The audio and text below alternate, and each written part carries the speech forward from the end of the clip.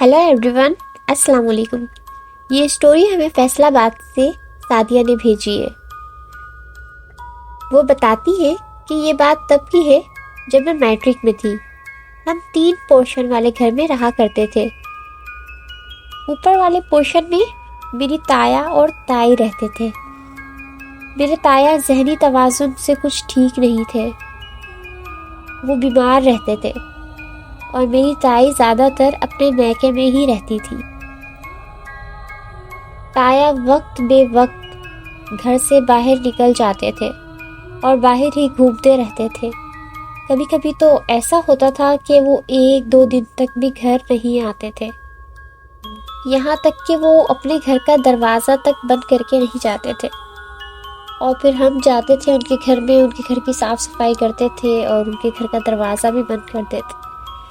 ایک دن میں ان کے گھر میں گئی تو جہاں کچھ کتابیں رکھی تھی، وہاں میں نے دیکھا کہ ایک کتاب، عملیات والی کتاب رکھی ہوئی تھی وہاں پہ، اور میں وہ کتاب شوقیہ پڑھنے کے لیے اٹھا لیتی ہوں۔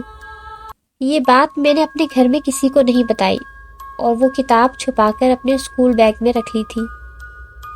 مجھے اس کتاب کی کچھ سمجھ تو نہیں تھی، پر یہ معلوم تھا کہ یہ کتاب پڑھنے سے جنوں سے ملاقات ضرور ہو سکتی ہے۔ میں بچپن سے ہی ان کاموں کی شوقین تھی۔ ایک رات میں نے وہ کتاب نکالی اور اپنے روم کا دروازہ بند کر کے اس کو پڑھنے کی کوشش کری۔ اس میں کچھ عجیب سی زبان میں کچھ منتر وغیرہ لکھے ہوئے تھے۔ میں وہ پڑھ ہی رہی تھی کہ اچانک امی رات کو مجھے دودھ دینے دروازے پہ دستک کر کے آئیں، اور میں نے فوراً ہی وہ کتاب ڈر کر اپنے بیگ میں دوبارہ رکھ دی۔ اس دن تو میرے منتر ادھورے رہ گئے تھے اور میرا کام ادھورا رہ گیا تھا۔ خیر، وہ دن گزر گیا۔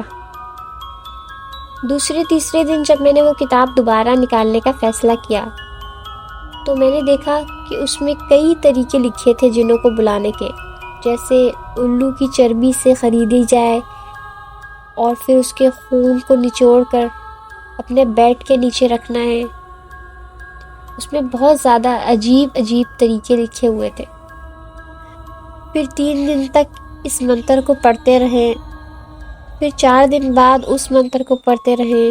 فلاں طریقے لکھے ہوئے تھے۔ میرے لیے یہ سب کچھ آسان نہیں تھا، مجھے ڈر بھی لگتا تھا، مگر یہ سب کچھ جاننے کا شوق بھی تھا۔ میں نے اپنی امی کو ایک دن اپنے بھائی سے بات کرتے ہوئے سنا کہ گھر میں چھپکلیاں بہت ہو گئی ہیں۔ ہر جگہ پتہ نہیں کیوں ایک کمرے میں 3-3 4-4 چھپکلیاں دکھتی ہیں، اور یہ ساری جیسے ایک ساتھ ہی ہمارے گھر آ گئی ہوں۔ پتہ نہیں اس مصیبت سے کیسے جان چھڑاؤں، کچھ سمجھ نہیں آتا۔ خیر، یوں ہی دن گزرتے گئے۔ تھوڑے ہی دنوں بعد میں نے سوچا کہ اب مجھے یہ وظیفہ کمپلیٹ کر ہی لینا چاہیے۔ ایک رات میں وظیفہ کرنے بیٹھی۔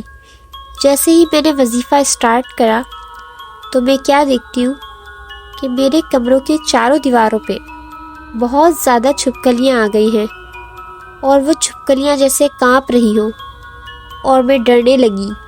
یہ سب کچھ میرے لیے بہت عجیب تھا۔ مجھے کافی زیادہ پسینے آ رہے تھے، میں ڈر گئی تھی، کیونکہ اس بات کو بھی کوئی نہیں جانتا تھا کہ میں گھر میں اس طرح کے عمل کرنے کی کوشش کر رہی ہوں۔ مجھے ڈر کے ساتھ ساتھ جنوں کے ساتھ ملنے کا جو شوق تھا وہ بھی مجھے اس کام کے لیے اکسا رہا تھا۔ جیسے اب اس منتر سے میں دور ہو نہیں پا رہی تھی، مجھے اسے مکمل کرنا ہی ہوگا۔ میں وہ وظیفہ جب کر ہی رہی تھی تو میرے کمرے میں اچانک سے پتہ نہیں کیوں دھواں سا فیل ہونے لگا، اور وہ وظیفہ کرتے کرتے پتہ نہیں کیسے میری آنکھ لگ گئی، اور آنکھ لگتے ہی میں کیا دیکھتی ہوں کہ میرے پلنگ کے پاس کوئی بہت لمبے شخص کھڑے ہیں، جو ادھر منہ کر کے کسی سے کچھ باتیں کر رہے ہیں، اور جن سے وہ بات کر رہے تھے اس کا دیوار پہ صرف سایہ پڑ رہا تھا۔ وہ یہ کہہ رہے تھے کہ ابھی تمہیں بھی بلایا جائے گا، تم بھی یہاں آ جانا۔ پھر یہاں ہم ساتھ رہا کریں گے۔ مجھے سمجھ میں آ چکی تھی کہ میرا وہ وظیفہ ادھورا چھوڑنا مطلب میرا کام ادھورا رہ گیا ہے، اور کوئی ایک شخص، کوئی ایک آتما میرے بلانے سے یہاں آ تو گئی ہے، مگر وہ اب اپنے ساتھ دوسروں کو بھی یہاں بلانا چاہتی ہے۔ اور پھر وہ آدمی پلنگ کے پاس سے میرے قریب آتا ہے اور میری دونوں بھوؤں کے درمیان پھونک مارتا ہے، اور میری آنکھ جھٹ سے کھل گئی اور مجھے باقاعدہ وہ پھونک محسوس ہوئی۔ میری دونوں آئیبرو کے درمیان جیسے تھوڑا پسینہ سا ہو گیا۔ میں ڈر رہی تھی کہ میں اب کیا کروں، لیکن مجھ سے وہاں ہلا بھی نہیں جا رہا تھا اور نہ ہی میرے منہ سے آواز نکل رہی تھی۔ جیسے ہی میں اٹھ کے بیٹھی بہت کوشش کر کے، تو میں نے دیکھا کہ کوئی چیز اڑتی ہوئی میرے کمرے سے میری کھڑکی کی طرف باہر نکل گئی، اور میں نے یہاں سکون کا سانس لیا۔ میرے کمرے میں اب کوئی نہیں تھا، نہ ہی وہ دھواں تھا، اور فوراً ہی مجھے اذانوں کی آوازیں سنائی دینے لگیں۔ وہ فجر کی اذانیں تھیں۔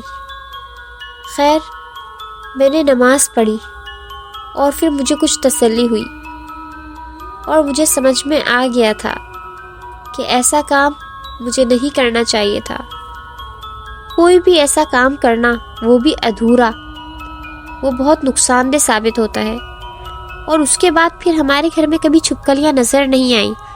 میں سمجھ چکی تھی کہ یہ سب کچھ میرے ادھورے عملیات کی وجہ سے ہو رہا ہے۔ میں کوشش تو کر رہی تھی، پر میں اس کا پورا طریقہ کار نہیں جانتی تھی۔ میں نے فوراً ہی وہ کتاب جہاں سے اٹھائی تھی وہاں رکھنے کا فیصلہ کر لیا، اور جب میں یہ کتاب اپنے تایا کے کمرے میں رکھنے گئی تو میرے تایا وہاں موجود تھے۔ یہ کتاب دیکھتے ہی پتہ نہیں کیوں انہوں نے میرے ہاتھ سے یہ کتاب چھین لی اور بہت احتیاط سے اسے باقی کتابوں کے ساتھ رکھنے لگے۔